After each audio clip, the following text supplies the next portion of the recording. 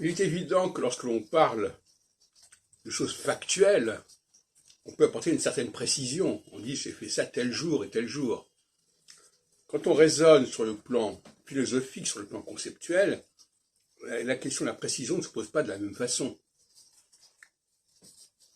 Et là, il y a une sorte de guerre à ce niveau-là entre ceux qui attachent beaucoup d'importance à la précision et qui sont dans le factuel, qui donc ne sont pas dans le conceptuel, et ceux qui sont dans le conceptuel et qui ont une vision de la précision beaucoup plus vague. Donc là, c'est intéressant comme clivage culturel.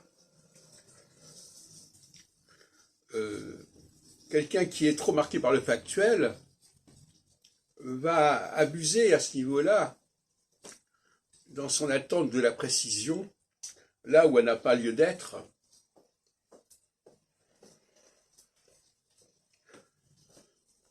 L'astrologie, par exemple, est-elle dans le factuel ou est-elle dans le conceptuel? Toute la question est là. Alors évidemment, quelqu'un qui fait un thème astral, qui dresse un thème astral, il est dans le factuel. À telle enseigne qu'il va vouloir des documents qui vont attester que la personne est bien née à telle heure et pas à telle autre heure. On pense à Didier Gélin avec son obsession de la datation, de la précision, qui me paraît totalement décalée et hors sujet. C'est également chez Eke aussi, il nous parle tout le temps de la précision. Mais ça, c'est une valeur qu'ils véhiculent et qu'ils importent en astrologie, alors que l'astrologie, sa vocation, c'est le conceptuel, c'est-à-dire c'est le structurel, et non pas le conjoncturel, parce que le conjoncturel, c'est très précis, le conjoncturel, finalement.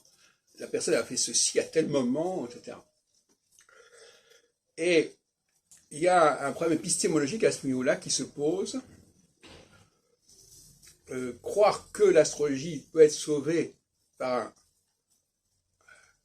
une surenchère de précision. Regardez, on est capable de dire exactement à tel jour. Je me souviens de quelqu'un qui faisait de l'astrologie horaire. Il prétendait comme ça pouvoir indiquer à l'heure près ceci ou cela.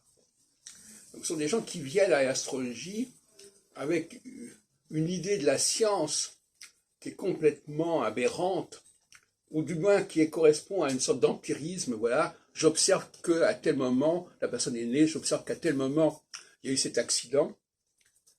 Comme si, quand on fait de la prévision astrologique, on pouvait arriver à ce type de précision. Quand il y a des moments où la précision n'a pas de sens, et même elle est suspecte.